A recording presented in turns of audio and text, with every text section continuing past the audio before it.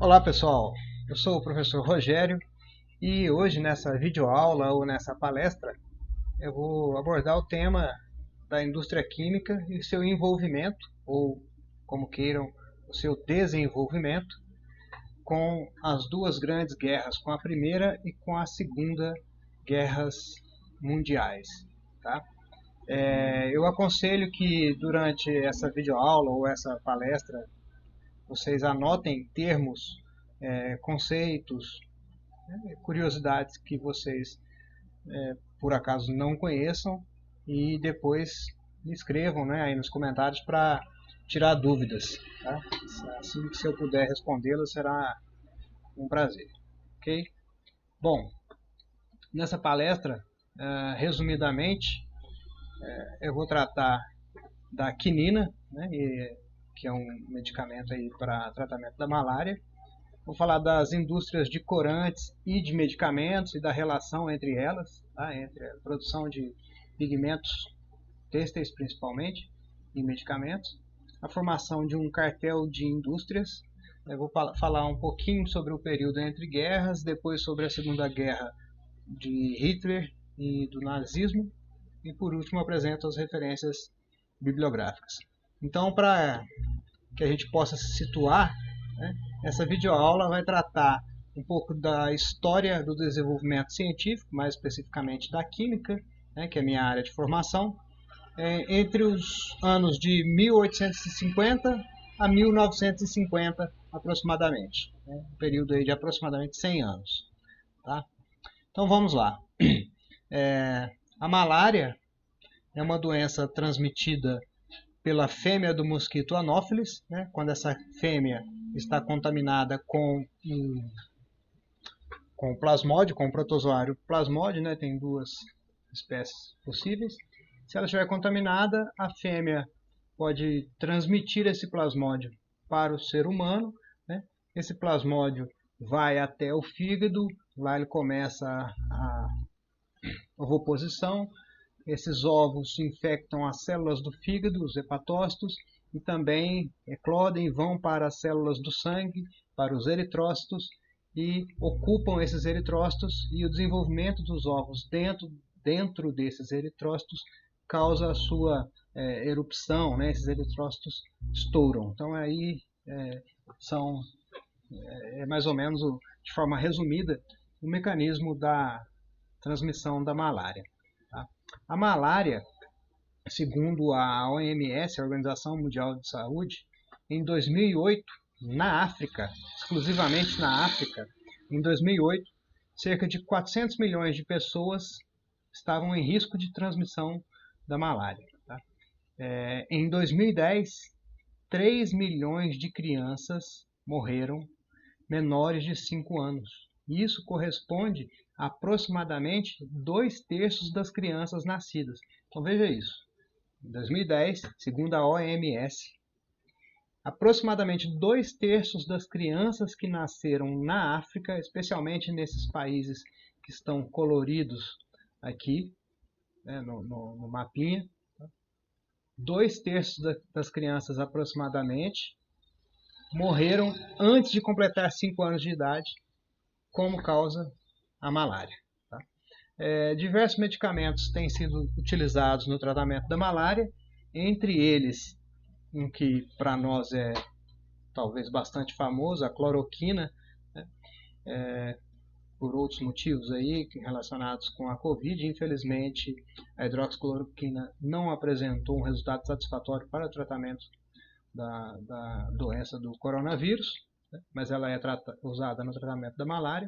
A primaquina, e se a gente observar aqui, né, elas têm uma certa semelhança química, né? Muitos medicamentos são desenvolvidos a partir de semelhanças químicas mesmo, estruturas químicas semelhantes, tá? Com pequenas modificações para aumentar a sua solubilidade ou para diminuir sua solubilidade, para aumentar sua resistência a determinados valores de pH, como no estômago ou no intestino, que tem uma variação grande entre esses lugares aí por onde o medicamento pode passar. Então, a cloroquina, a primaquina e também a artemisinina, utilizados no tratamento da malária. São medicamentos já mais atuais. Entretanto, o tratamento da malária começou com a utilização de extratos, né, vegetais de uma planta chamada cinchona, né, que é a árvore da quina, né, e daí o nome quinina, né, um extrato dessa planta, da planta da quina, que foi utilizado no tratamento da malária, né, desde quando não, desculpa. Eu vou falar aqui a respeito disso especificamente. Tá. Bom, vamos dar um pause aqui, eu vou cortar o vídeo e a gente continua. O tratamento da malária inicialmente se deu a partir de extratos vegetais da cinchona, né, que é também conhecida como quina, tá? E daí uma das substâncias é a quinina, né, ou seja, a derivada da quina, que era utilizada no tratamento da malária. Tá? Se eu não me engano, a água tônica, esse refrigerante que a gente tem por aí, contém quinino, né, e que dá aquele sabor levemente amargo. Para a água tônica é essa substância aí usada no tratamento da malária. Bom, muitos medicamentos foram produzidos, principalmente inicialmente, ou foram descobertos a partir de extratos vegetais. Tá? Só que para que a gente consiga um medicamento a partir de uma planta, geralmente a gente precisa de uma grande quantidade da planta para que se faça a extração daquele princípio ativo, ou seja, daquela substância que tem algum efeito benéfico para o nosso organismo, né, em termos de saúde, de tratar alguma doença. Então, uma grande quantidade de planta que é processada para se obter geralmente uma pequena quantidade do produto principal, né, do princípio ativo. Então, isso acaba fazendo com que seja industrialmente ou comercialmente pouco viável, né, alimentar, ou melhor, suprir o mundo com medicamentos exclusivamente a partir de fontes vegetais. Então, por isso, né, os químicos, já há mais de séculos, tentam sintetizar alguns princípios ativos, algumas substâncias, algumas drogas ou medicamentos. Tá? Aqui, quando eu usar o termo drogas, na maioria das vezes, eu me refiro às drogas benéficas ao nosso organismo, também conhecidas como medicamentos. Bom, então busca-se uma síntese industrial, uma síntese laboratorial, tá? Ou seja, produzir aquela molécula, aquele tipo de substância num laboratório, para que você possa levar isso para a escala industrial e produzir grandes quantidades para suprir todo o planeta, tá, desse medicamento. Levando isso em consideração, Henry Perkin, né, em 1856, né, Henry Perkin é um químico inglês, ele tentava sintetizar a quinina para o tratamento da malária. Tá? A estrutura química da quinina, que está apresentada aqui, ela foi elucidada, ou seja, ela foi desenhada dessa forma, descobriu-se que ela tem essa forma já bem mais recentemente. Tá? Em 1856, quando Perkin tentava sintetizá-la, ele não conhecia a sua estrutura, né? Então ele fazia muitas vezes até por um método de tentativa a partir de outros grupos como base, tá?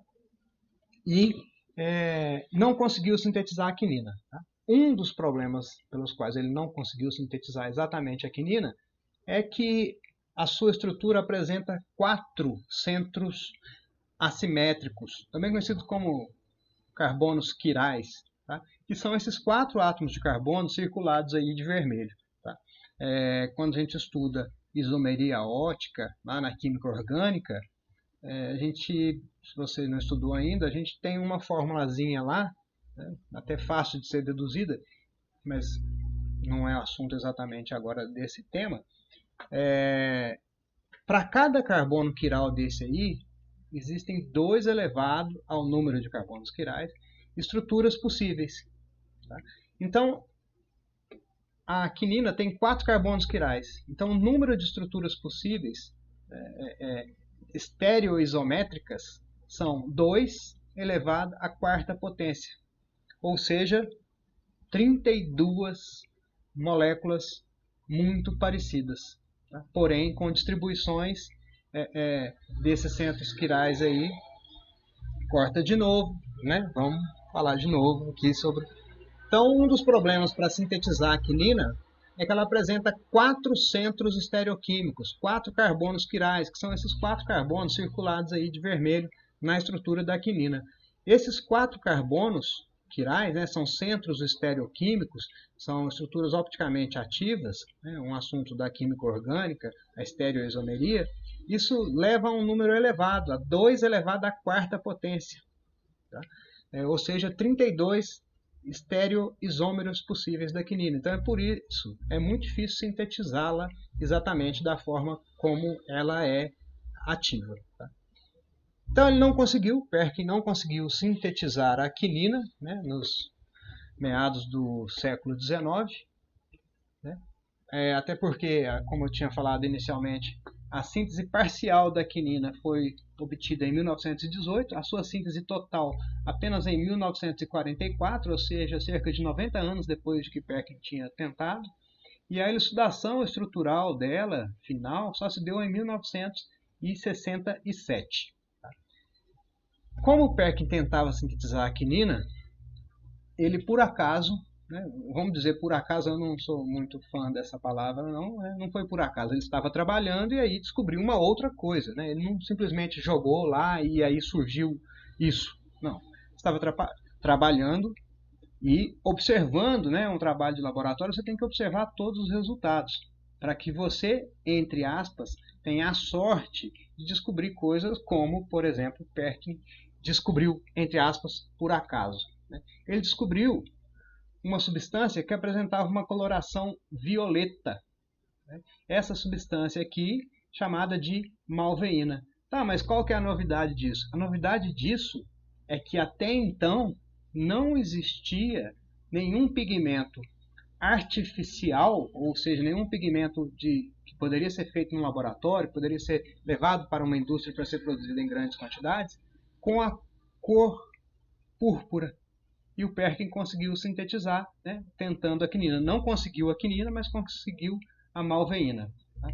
A malveína, então, esse pigmento dessa coloração aí, púrpura ou arroxeada, né, descoberta em 1856 pelo Perkin, que então tinha apenas 19 anos, né,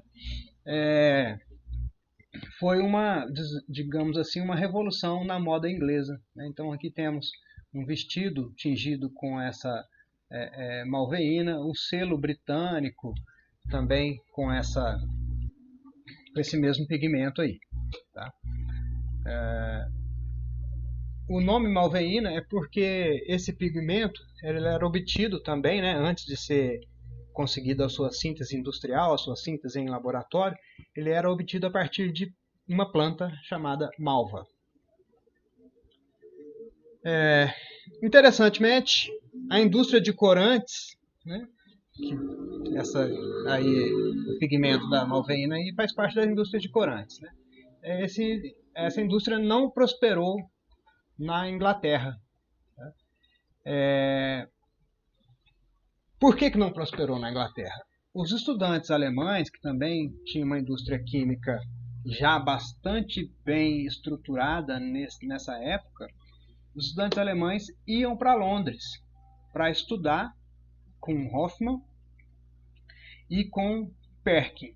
Tá? Depois eu deveria falar um pouquinho mais desse Hoffmann, né? E trabalhar com Perkin. Eles iam estudar para aprender a sintetizar esses corantes. E com isso, na virada do século XIX para o século XX, a Alemanha concentrava grandes indústrias químicas, como a Bayer, a Hecht, a Agfa e a BASF. Grandes indústrias, né, de nomes, pelo menos alguns desses aí bastante conhecidos, né, pelo menos a Bayer e a BASF, acredito que todos já tenham ouvido. Quem é mais da área da ciência, da química, talvez já tenha ouvido falar também da Hecht e da Agfa. Tá? Então, a Alemanha mandava seus alunos para a Inglaterra para aprender os princípios químicos da indústria química e levavam esse conhecimento de volta para a Alemanha.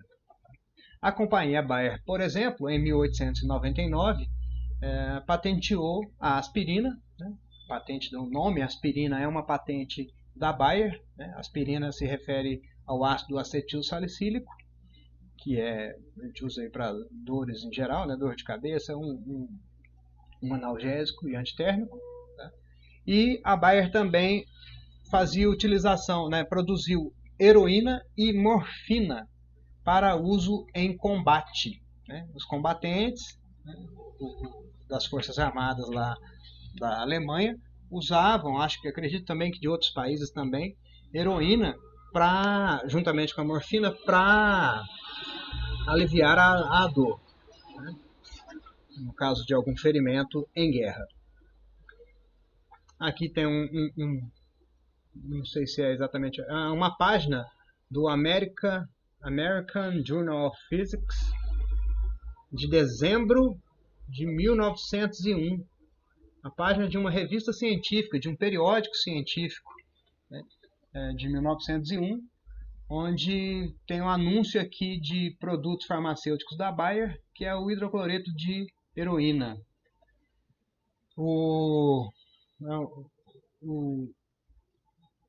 É um dos xaropes aqui para tosse, né, um licor para tosse, como diz aqui, utilizado em bronquite, isso aqui não sei o que é, tosse. Bom, né, parece estranho, né, usar heroína para tosse, mas não é tão estranho assim não. Pode até pensar, mas isso ocorria lá em 1901, não, até recentemente ainda se usa heroína, ou melhor, derivados, né, da heroína, substâncias com uma estrutura molecular muito próxima da heroína, para supressão da tosse, sim. Tá?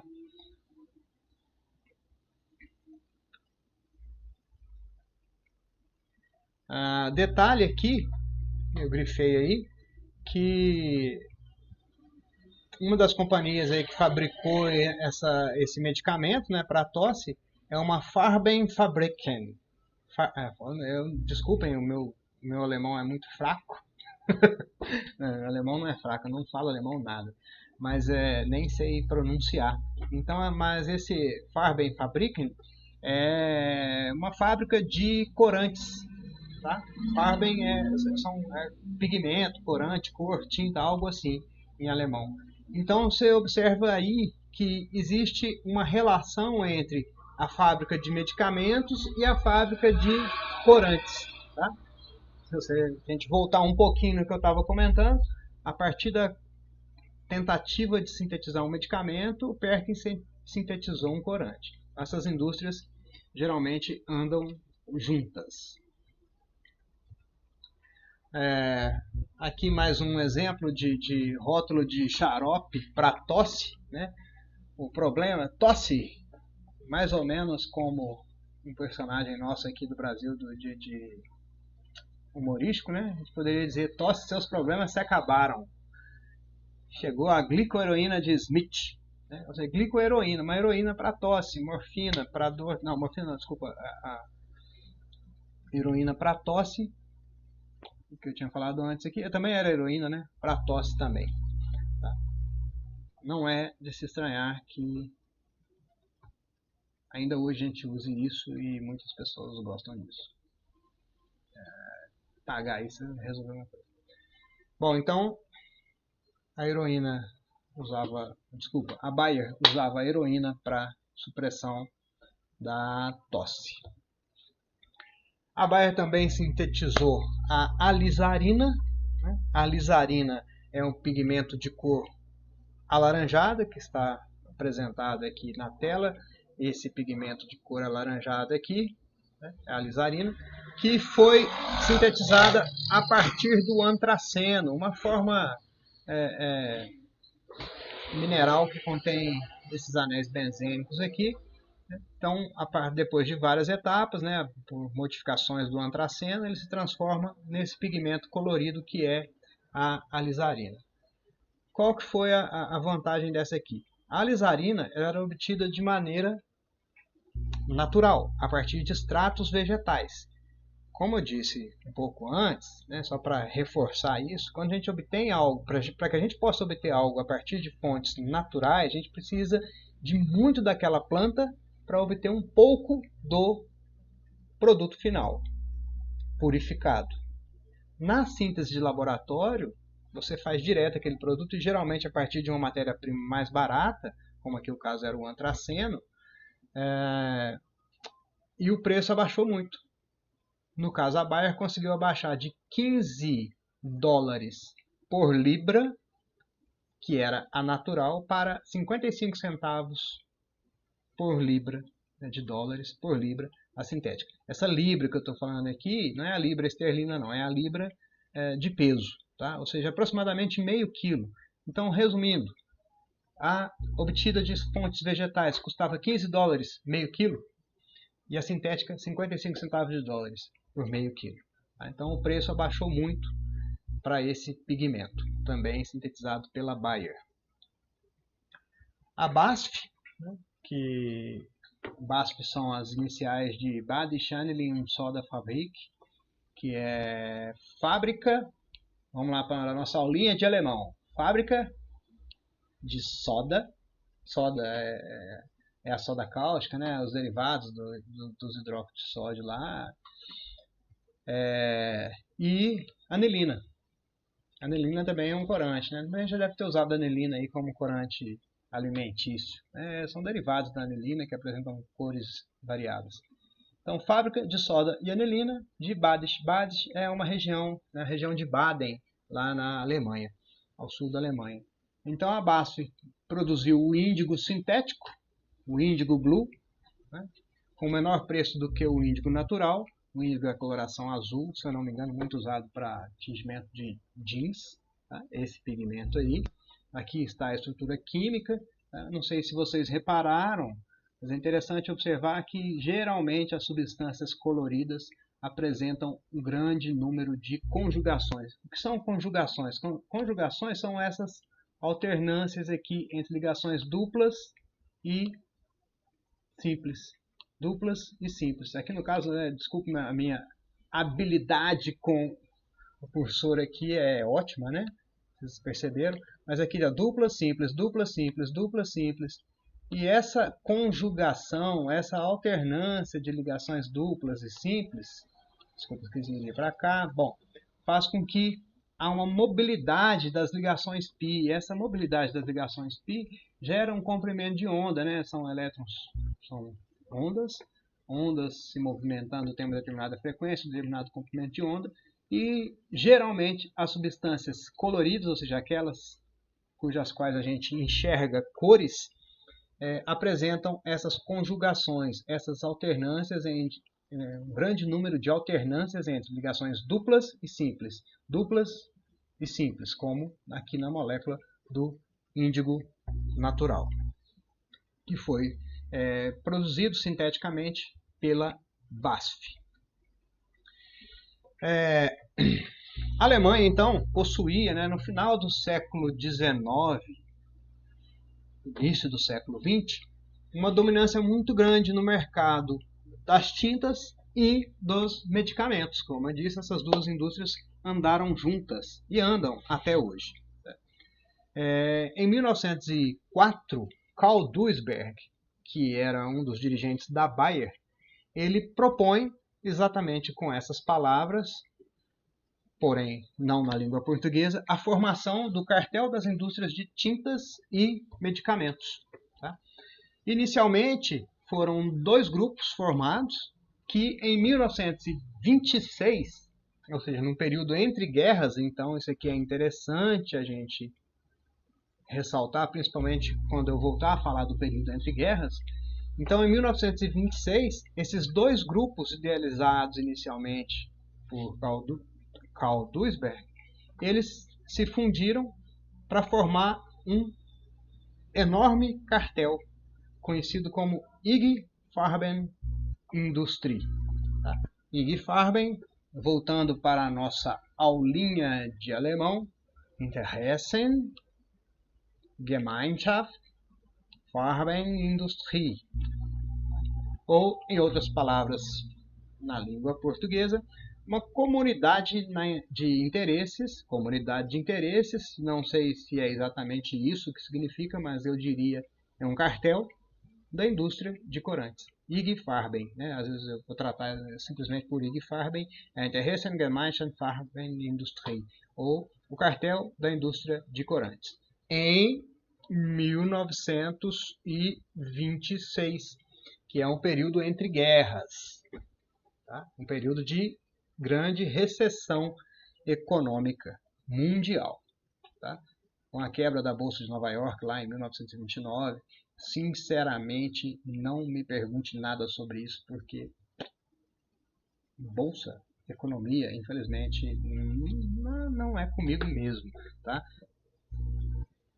E o que me responde, cara? O que a quebra da bolsa tem a ver com a gente?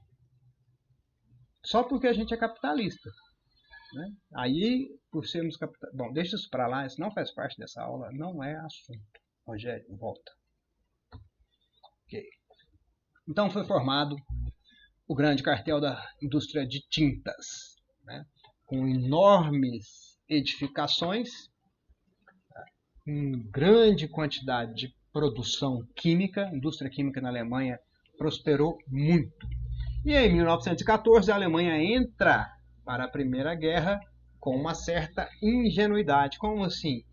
Vamos lá, vamos acabar com esse negócio logo, a gente vai lá, dá uns tiros lá, mata esse povo aí e pronto.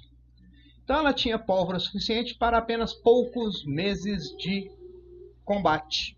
A pólvora era produzida a partir de nitratos, né? Nitratos que eram importados do Chile. Não sei se vocês já ouviram, né, a palavra, ou desculpem, o termo salitre do Chile. Salitre do Chile é uma forma de nitrato que é utilizada para a produção de pólvora. Só que no período da guerra, da Primeira Grande Guerra Mundial, a costa da Alemanha estava bloqueada pelos britânicos. E dessa forma a Alemanha não conseguia trazer o salitre do Chile para a Alemanha. Então ela não conseguia produzir pólvora a partir da matéria-prima que continha nitratos. Então o que ela tinha que fazer? Ela tinha que produzir a própria pólvora, partindo, entre aspas, do zero. E quem fez isso para ela? Um deles, Fritz Haber, um químico alemão, supernacionalista. Só que tem uma palavrinha aqui para ele que vai fazer mal para ele, né? Ele era judeu, tá? Gente, esse risco que eu fiz no judeu aqui é só para ficar bem claro que você já sabe o que vai falar, né? Daqui a pouco aparece Hitler na história, nós estamos falando de guerra. Mas eu queria destacar que ele era nacionalista, supernacionalista. Tanto que ele se envolveu, né? Ele usou seus conhecimentos científicos a favor da guerra. Tá? Que, na minha opinião, não deveria. A ciência não é para a guerra. A guerra não é feita para isso. A ciência não foi feita para isso. Haber conseguiu a fixação do nitrogênio atmosférico. Em poucas palavras, o que é a fixação do nitrogênio atmosférico? O nosso ar contém aproximadamente 78% de nitrogênio, de gás nitrogênio. Mas esse gás nitrogênio não é utilizável diretamente. Ele é um gás muito inerte, né? Eu posso acender um isqueiro aqui, pôr fogo, que não acontece nada com esse nitrogênio. E fazer a fixação, ou seja, transformar o nitrogênio em algo útil, não era tão simples assim. Mas Haber conseguiu produzir amônia a partir do nitrogênio do ar, né? A amônia, que pode ser utilizada como matéria-prima para a produção de fertilizantes, substituindo os nitratos chilenos, lá o salitre do Chile, e também substitui o salitre do Chile na produção da pólvora. E com isso, com a descoberta aí desse processo para fixação do nitrogênio, a produção de amônia a partir do nitrogênio, Haber ganhou o Nobel de Química em 1918. Haber, químico, fazia as coisas em escala laboratorial, né? No laboratório de química, a gente diz que a escala é uma microescala, uma escala pequena. E para ser produzido e distribuído e usado em grandes quantidades, precisa se levar para a escala industrial. Então, o engenheiro químico Karl Bosch, engenheiro alemão, levou a reação proposta por Haber para a escala industrial, ou seja, tirou do laboratório e levou para a indústria. Então, daí dá-se o nome a esse processo de produção da amônia de processo Haber-Bosch. Tá? Possivelmente, se você está no ensino médio, ou se já esteve, você já estudou. Mas se você está e ainda não estudou, você vai estudar esse processo Haber-Bosch. E se o seu professor não te ensinar o processo Haber-Bosch, peça-o. Porque ele envolve muita coisa. Ele foi, então, o Carl Bosch, o primeiro engenheiro químico a ganhar em 1931 um prêmio Nobel.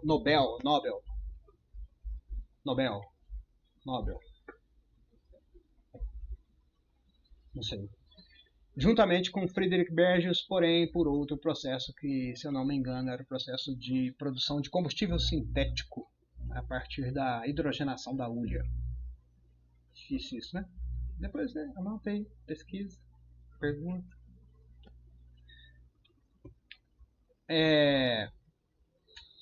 A reação é muito simples: nitrogênio atmosférico mais gás hidrogênio, proporção de 1 mol para 3 de nitrogênio para hidrogênio, produz 2 mols proporcionalmente, né, de amônia gasosa, uma reação exotérmica com liberação de 92,2 kJ por mol de nitrogênio que é consumido. Tá? Então é uma reação basicamente simples, não tem nada demais aqui, uma reação, digamos, uma reação de adição, né, uma síntese mesmo. Uma substância simples, outra substância simples, formando uma substância composta aqui. O problema é que, para que isso ocorra, para que a reação entre nitrogênio e hidrogênio ocorra, é necessário o uso de catalisadores e uma elevada pressão. Porque as substâncias gasosas, uma propriedade que os gases têm,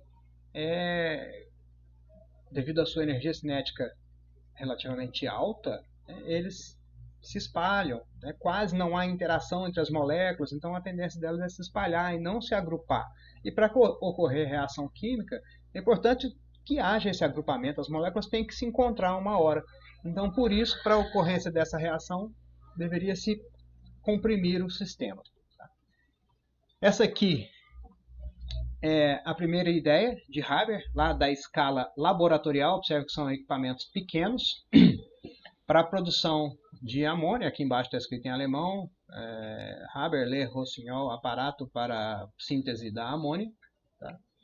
E na escala industrial, uma representação aqui é a seguinte: os gases nitrogênio e hidrogênio são levados para esse reator, são comprimidos através aqui, um compressor, ou seja, é uma bomba que vai girar e vai empurrar os gases, desculpe o termo, empurrar, não é isso, vai comprimir os gases dentro dessa câmara, que é um reator. Aqui começam as reações químicas entre nitrogênio e hidrogênio. Eles passam por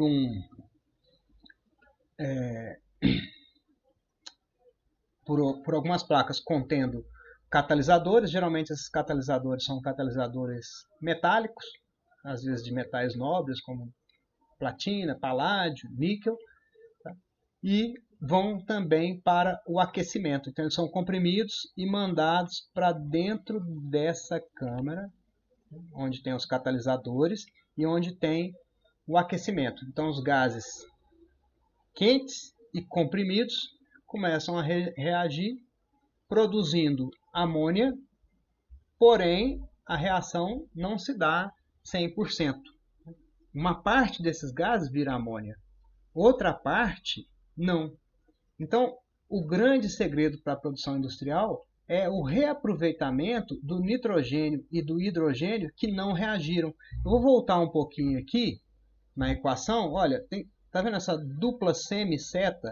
Isso significa, aqui, a dupla semiceta aqui, isso significa que a reação é reversível e que ela pode atingir, não estou dizendo que atingiu, Ela pode atingir um estado de equilíbrio, mas ela é reversível, ou seja, se eu coloco nitrogênio e hidrogênio para reagirem, esses podem se transformar em amônia. Porém, a amônia pode, vamos dizer assim, se degradar ou se decompor e se transformar novamente em hidrogênio e nitrogênio. Ou seja, você não vai conseguir um rendimento de 100%, colocando apenas nitrogênio e hidrogênio para reagir, eles não vão se transformar totalmente em amônia e pronto, e acabou, você tem toda a amônia. Não, uma parte dessa amônia volta a ser nitrogênio e hidrogênio. E o pulo do gato no sistema é aqui, onde ocorre uma troca de calor.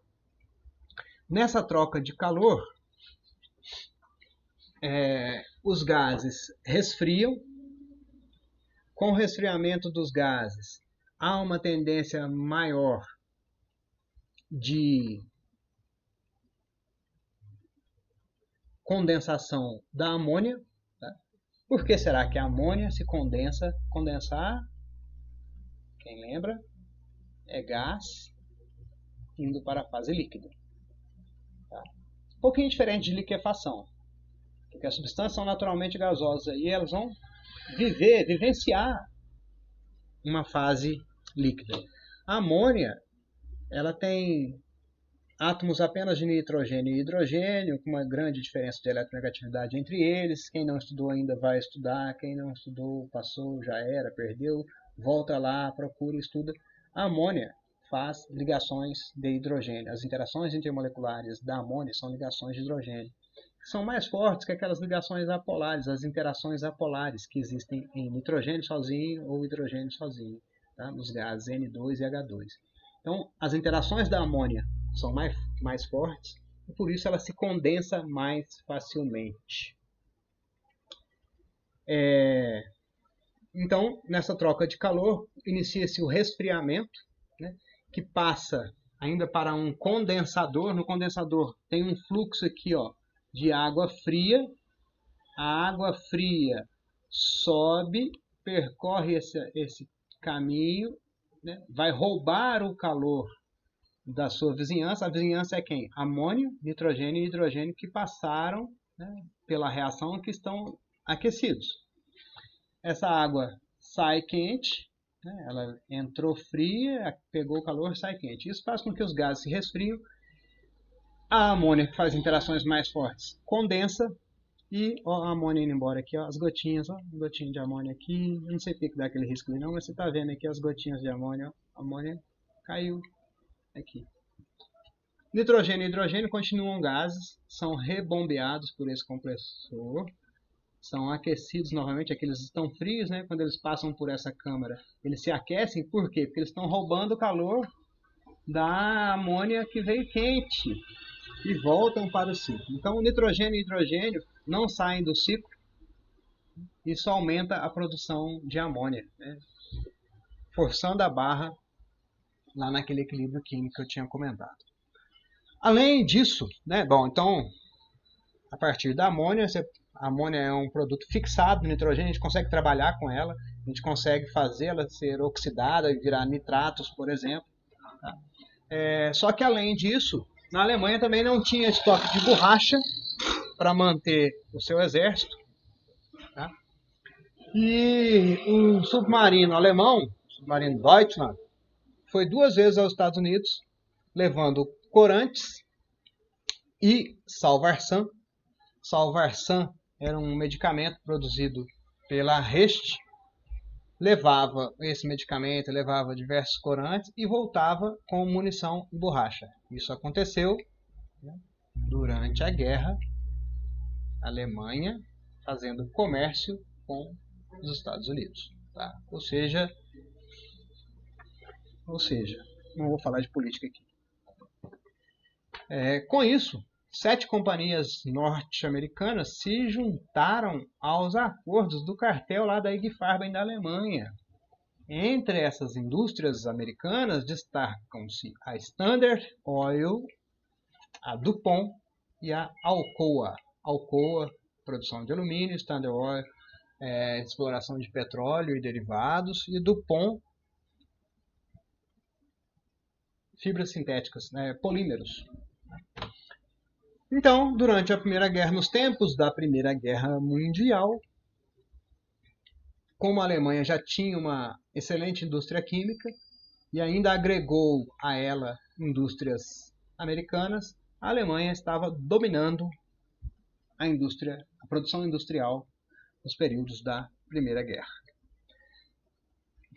As condições de guerra para a Alemanha não estavam nada boas, né? Como eu disse há pouco, ela não entrou para a guerra muito bem preparada, e então, para conseguir algum êxito, passou a utilizar gases tóxicos na guerra. O primeiro gás tóxico foi proposto por Haber, teste do gás cloro, na Batalha de Ypres, na Bélgica. O gás cloro em sua forma natural, Cl2, é esse gás verde amarelado quando em concentrações mais elevadas, né? Geralmente ele pode estar presente e a gente não enxergar a cor dele, porque se ele estiver diluído a gente não vai perceber, tá? Mas se ele estiver confinado em algum recipiente, ou se ele estiver em grandes quantidades, a gente vai observar essa coloração amarelada, verde amarelada. Durante a Primeira Guerra, a utilização era basicamente usando cilindros de gás cloro que eram lançados nas trincheiras. Olha o lançador aqui. Olha o cilindrinho de Cl2 aqui. Ou o próximo aqui já esperando para lançar. Eles lançavam esses cilindros de gás cloro nas trincheiras inimigas, né? Soltavam aí esse gás. E isso fazia com que quem respirasse esse gás se intoxicava. E daí surgiram as primeiras máscaras que a gente hoje tanto usa, né? Tão essenciais hoje para a gente, nessa situação que a gente está. Mas inicialmente eram máscaras feitas de pano, inicialmente, né? Nem parece que hoje a gente faz isso.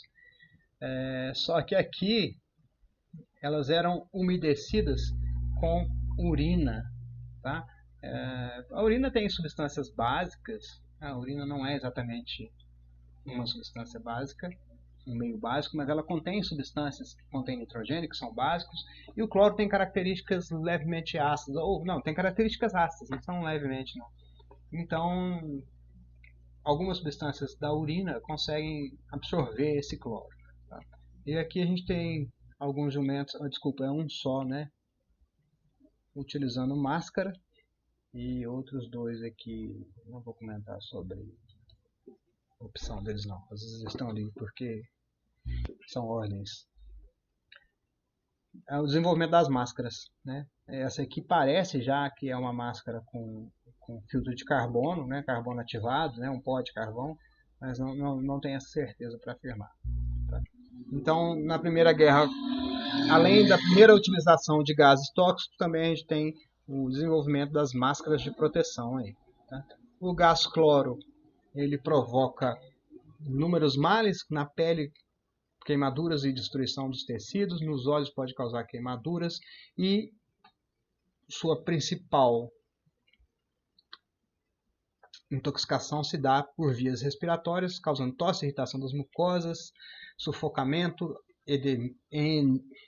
edema pulmonar e até a morte em concentrações maiores do que 100 ppm. 100 ppm são 100 partes por milhão, ou, em outras palavras, você pegar 1 milhão de moléculas do ar, pega 1 milhão de moléculas, 1, 2, 3, 1 milhão, coloca tudo numa caixinha. Você pegou aleatoriamente esse 1 milhão de moléculas. Se dentro desse 1 milhão, 100 forem de gás cloro, você não conseguiu fazer isso tudo que eu falei, porque você já teria respirado isso e teria morrido, tá? Ou entre guerras. Bom, entre guerras, um período de recessão, mas é um período de florescimento da Ig Farben. Não é um período de recessão entre guerras, não teve a quebra da Bolsa de Nova York, não foi onde nada se produzia, ninguém conseguia nada, fome, doenças, etc. Sim, mas foi um período de florescimento da Ig Farben porque ela se fortaleceu utilizando aqueles dois primeiros grupos, né, que tinham sido formados lá antes da Primeira Guerra ainda, eles se agruparam para unirem suas forças, suas economias, sua capacidade de trabalho.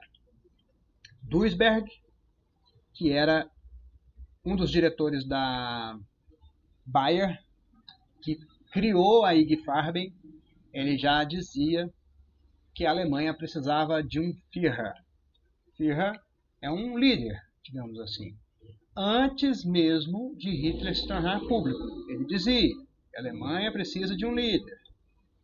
E em 1933, então, o Hitler é nomeado chanceler, é o primeiro-ministro da Alemanha.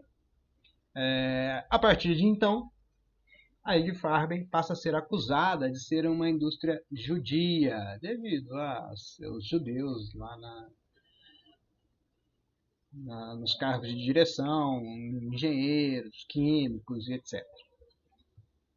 Os judeus das gerências e das áreas científicas foram despedidos.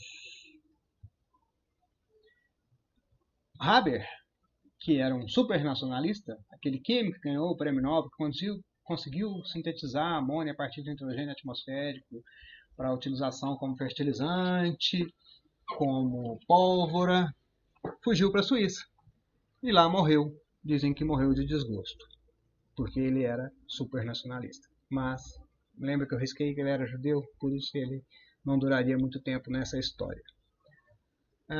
Quais eram os planos de Hitler para a indústria química? Para a indústria em geral, né? A indústria química, a indústria química dessa época. Queria que a Alemanha fosse autossuficiente na produção de gasolina, de óleo combustível, munição e borracha. Ou seja, o que ele estava preocupado era que a indústria química tinha que alimentar as forças armadas da Alemanha para que ela pudesse vencer qualquer desafio de guerra, né, e conquistar novos territórios, etc. Em 1939, a Segunda Guerra começou e os exércitos alemães, então, estavam arrasando países atrás de país, um após o outro, utilizando gasolina manufaturada, gasolina não é artificial, né, gasolina feita nos laboratórios e pneus produzidos pela IG Farben. Tá? A gasolina pode ser produzida sinteticamente sem utilização do petróleo, através da hidrogenação catalítica da hulha. Tá? Tudo isso aí. Então, a Alemanha produzia, a indústria química alemã produzia para alimentar o seu exército. Havia falta de gasolina e de borracha. Começou a faltar. Ele estava produzindo e estava consumindo, estava produzindo e estava consumindo. Então precisava de maior produção industrial.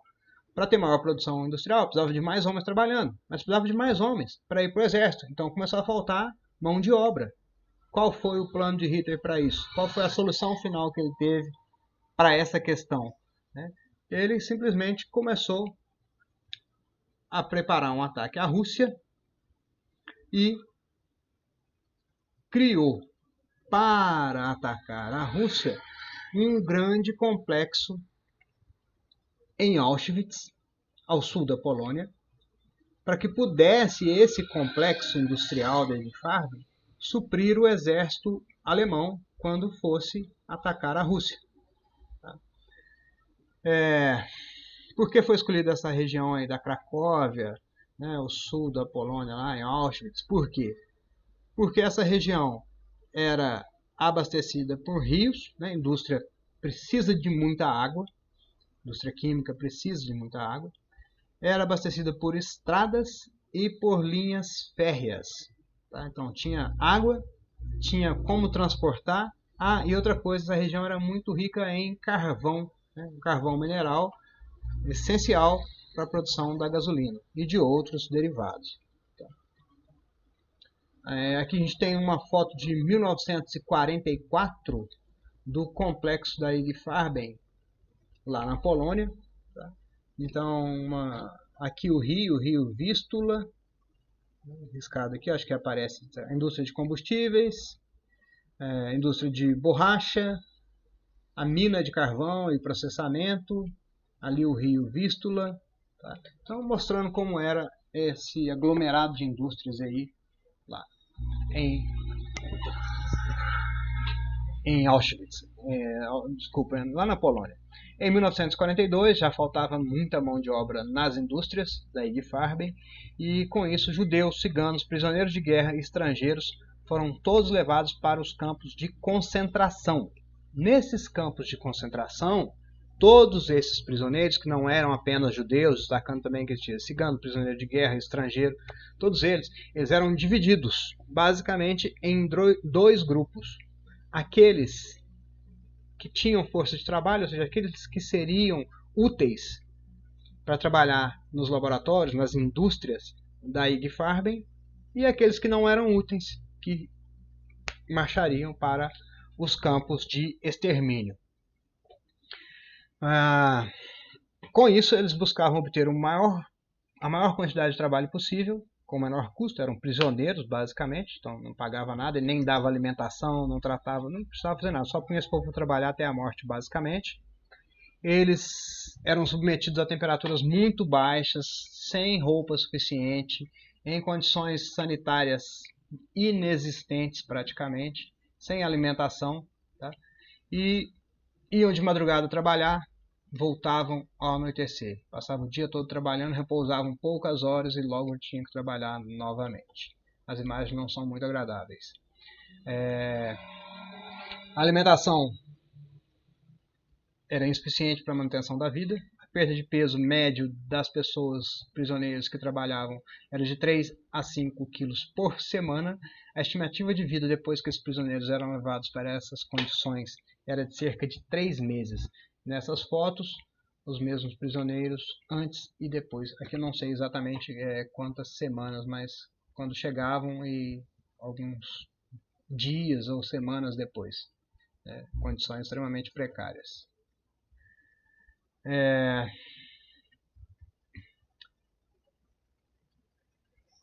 Tá, e aqueles que não tinham mais utilidade para Hitler deveriam ser exterminados. Então Hitler propõe o estabelecimento dos campos de extermínio em todo o Reich, em toda a sua área de dominância ali, e para matar mais rapidamente esse grupo de pessoas, foi proposta inicialmente a utilização do monóxido de carbono.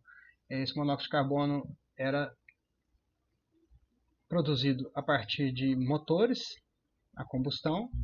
Os prisioneiros eram colocados no interior desses caminhões, diziam, para não causar muito alvoroço, para que houvesse um controle dessa população, eles eram colocados nesses caminhões dizendo que seriam transportados para um outro complexo com melhores condições, etc. Só que nesses caminhões, o escape que sai do motor era ligado dentro dessa câmara. Então esses motores a diesel não tem uma combustão completa, há uma grande produção de monóxido de carbono, então essa câmara fica contaminada com excesso de CO. E aí as pessoas que estavam ali morriam. Só que esses caminhões eram relativamente pequenos para a quantidade de prisioneiros que Hitler queria exterminar. Então foram produzidas câmaras de gás maiores. Mas mesmo assim, o processo letal, a letalidade do monóxido de carbono é alta, claro, mas o processo é lento. Gasta de cerca de 1 a 3 horas para a pessoa se contaminar o suficiente com monóxido de carbono e morrer. E isso, para as condições que eles precisavam, queriam manter lá na Alemanha, precisavam, não consigo usar isso, mas estava demorando, então eles queriam uma forma mais rápida de matar os prisioneiros. Como que o monóxido de carbono mata? Ele mata porque é o seguinte: a hemoglobina, essa equação aqui, isso aqui é a hemoglobina protonada. Protonada porque aqui ela está com o próton hidrogênio, H+. Se você não sabe o que é próton, depois uma outra situação, coloca nos comentários, dicas, etc. E essa aqui está oxigenada. Tá? Então a hemoglobina, que eu chamei aqui de HGB, ela tem essa forma protonada, e aqui a forma oxigenada. Tá? E é um equilíbrio químico que ocorre naturalmente durante a nossa respiração. A hemoglobina vai até os alvéolos pulmonares, né? A hemoglobina está presente no sangue, tá? Ela vai até os alvéolos pulmonares, lá ela recebe o oxigênio, então ela se transforma na hemoglobina oxigenada. Tá? E tem um outro mecanismo envolvendo, que é com o CO2, né? Porque a gente expira o CO2, então tem a saída do CO2 para que haja a entrada do oxigênio na respiração normal. Na presença do... e quem faz esse carregamento do oxigênio aqui, né, do alvéolo pulmonar até as nossas células, onde precisa do oxigênio para promover respiração, queimar os alimentos que a gente ingeriu, é essa estrutura aqui, chamada de grupo M, e esse grupo M tem átomos de ferro em seu interior. São íons de ferro, na verdade, e esses íons de ferro que se ligam, fazem interações do tipo íon dipolo. Se você não sabe o que é interação íon dipolo, escreve aí também, procura, estuda, pesquisa, se não achar, pergunta, que depois a gente chega o rei nisso aí. Então aqui o ferro faz interações íon dipolo com moléculas apolares, como por exemplo o O2, íon dipolo induzido. Nossa, esse O2 está parecendo mais um D2, mas é o oxigênio. É esse ferro aqui, né, dessa estrutura, né, que é o grupo M, presente lá no interior de uma proteína que é a hemoglobina. A hemoglobina faz parte dos glóbulos vermelhos, que estão no sangue, que vão até o alvéolo pulmonar, que é onde chega o oxigênio. Aí esse ferrinho aqui pega o oxigênio e leva para onde precisa. Tá? Só que, na presença de... Eu não vou explicar isso aqui não, agora não. Se bem que você pode não ser do ensino médio, né? Se você já está lá um pouquinho mais avançado, já entrou num curso de química, ou talvez até no ensino médio, mais pancada, assim, dependendo, às vezes você pode até ter ouvido falar disso. Tá? O monóxido de carbono, CO, né? Esse aqui a gente vai usar uma teoria do orbital molecular. Se você não sabe o que é, pesquisa, procura, etc. Teoria do orbital molecular. Então a distribuição dos elétrons aqui, né, são 10 elétrons de valência, 4 do carbono, 6 do oxigênio, nível 2s, ligante, sigma, ligante, antiligante, depois o sigma ligante, sigma antiligante do 2p e as ligações π, distribuição eletrônica aqui, para quem já sabe o que é teoria do orbital molecular. Tá? O que acontece? O monóxido de carbono tem essa distribuição eletrônica aqui e nos orbitais 2p tem 2 pares de elétrons em π ligante, ou seja, faz essa ligação π, 2 orbitais p fazendo ligações π.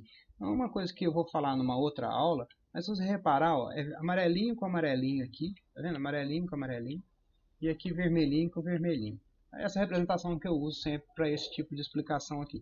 Lembrando que essa explicação é um pouco mais complexa e não vou me preocupar se você não entender isso agora. Tá? Mas o monóxido de carbono tem essa ligação π, por causa dos orbitais π ligante. E os próximos orbitais de mais baixa energia não ocupados, né?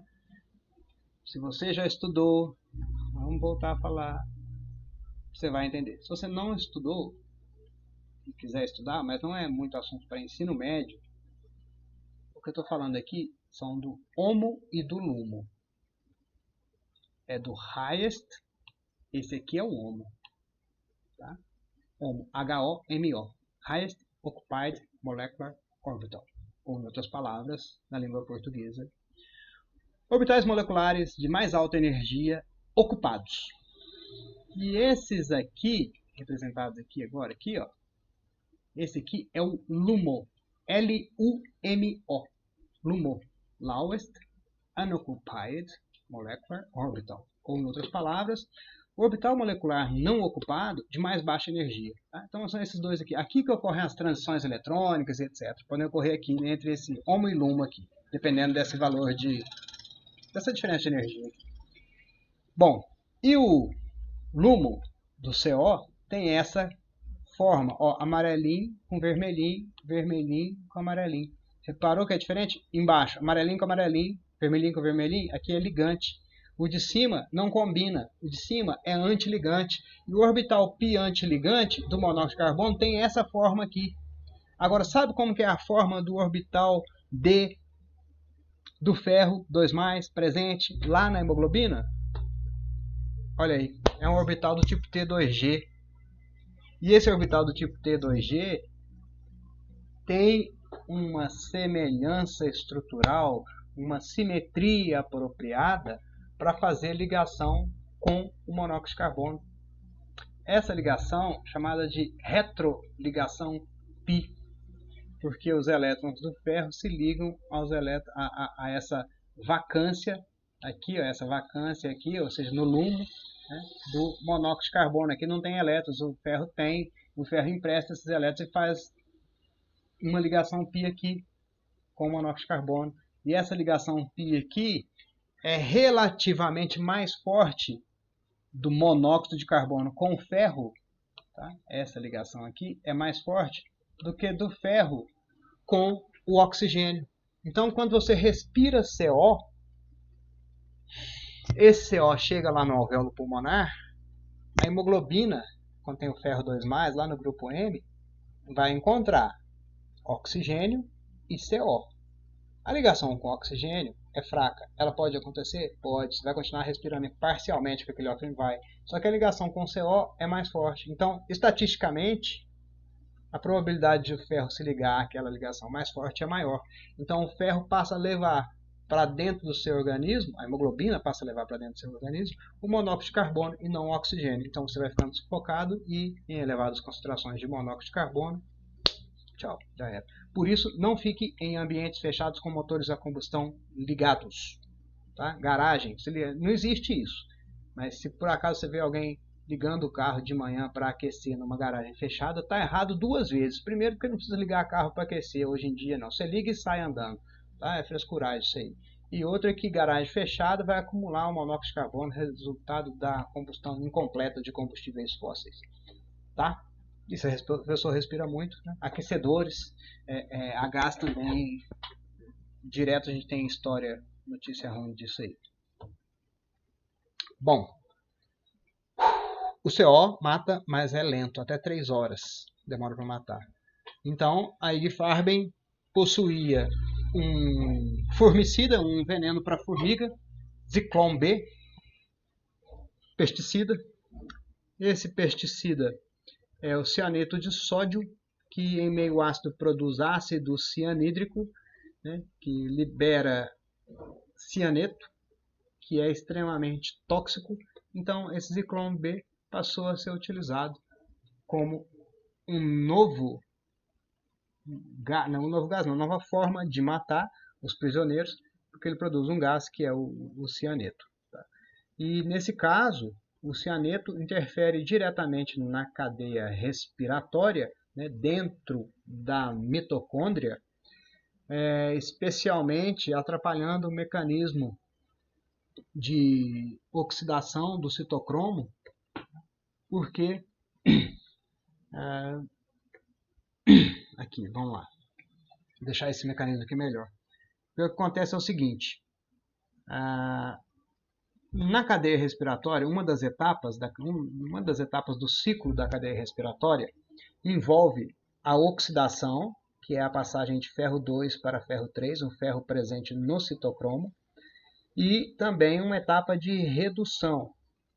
Para quem é mais da biologia, pode voltar aqui e estudar a ubiquinona, o biquinona H2, tá? Mas para a gente agora está aqui, ó, ferro 3, ferro 2. O processo de ferro 2 para ferro 3 é uma perda de elétrons, é uma oxidação. De ferro 3 para ferro 2 é um ganho de elétrons, é uma redução. Tá? Então, nessa passagem de ferro 2 para ferro 3, na oxidação do citocromo, tem a liberação de elétrons. Esses elétrons que são liberados aqui, eles vão para o H+, que foram liberados lá pela ubiquinona lá atrás, numa outra etapa. Então, o H+, reduz na presença de oxigênio, né, o oxigênio que a gente respira, reage com esses H+.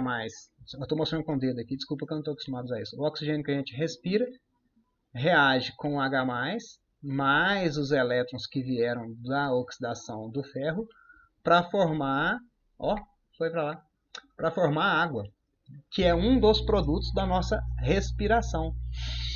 A gente absorve oxigênio, respira, inspira oxigênio, e um dos produtos é a água. A água é produzida nessa etapa aí. Tá? Só que na presença do cianeto, o cianeto se liga ao ferro, e esse ciclo de oxidação e redução não acontece, não há liberação de elétrons, não há redução do oxigênio para que ele possa reagir com o hidrogênio para formar água. Ou, em outras palavras, se você respira cianeto, você não consegue manter a respiração, eu não sei se é correto falar isso, mas a nível celular. Você não consegue manter a respiração celular, a respiração mitocondrial. Tá? Ela cessa. Por quê? Porque o citocromo contém ferro na forma iônica, né? Ferro 2+, ferro 3+, e o cianeto também é um íon. Íon com íon, ligação iônica, é uma ligação muito mais forte do que aquela da hemoglobina com CO. CO é uma substância polar, mas é uma substância molecular. Então a interação da hemoglobina com CO é, digamos assim, do tipo íon dipolo, que é um pouco mais fraca do que íon-íon. Tá? Então a ligação íon-íon do cianeto com o ferro do citocromo é mais forte e praticamente irreversível. Então, respirou cianeto, se a quantidade for suficiente para contaminar um número específico de mitocôndrias, sua respiração para e tchau. Infelizmente, não tem outra notícia. Cerca de 300 mil pessoas trabalharam na IG Farben em Auschwitz. Desses, cerca de 2 a 3 milhões... 300 mil pessoas trabalharam nas indústrias. 2 a 3 milhões foram exterminados em Auschwitz. O total de exterminados, de acordo com a literatura, é de aproximadamente 6 milhões, não só de judeus, né, mas estrangeiros, ciganos, deficientes, idosos, etc., em todos os complexos da Alemanha. Tá? O Joseph Mengele era um dos médicos da turma do Hitler, que fazia experimentos nos prisioneiros de Auschwitz, como teste de novos medicamentos, esterilização de doentes mentais e doenças incuráveis até então, testes de implantes, testes de resistência à dor, testes de resistência à hipotermia, testes de gases para guerras com alto potencial tóxico. Que mais? Bom, resumindo aqui, a indústria química e a medicina da Alemanha estava simplesmente voltada à produção de um país mais forte em termos de guerra, pelo que se vê até aqui. Tá? Vou deixar para as críticas, cada um faça a sua, se é assim que se envolve, ou melhor, se é assim que se desenvolve a ciência, que deveria ser, se envolvendo, não sei se ficou bem claro lá no começo, o título é o entre parênteses, envolvimento da indústria química, ou seja, o envolvimento e o desenvolvimento da indústria química com a guerra.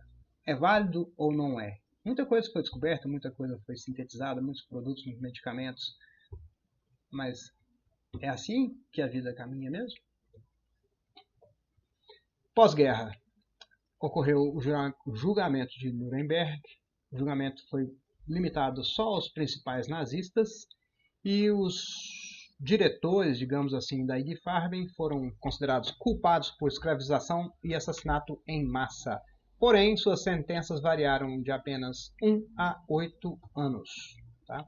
A IG Farben, que era aquele grande cartel, veja só que novidade, foi quebrada em 3 grandes companhias, BASF, Bayer e Rest. Ou seja, voltou a ser o que era antes. Tá?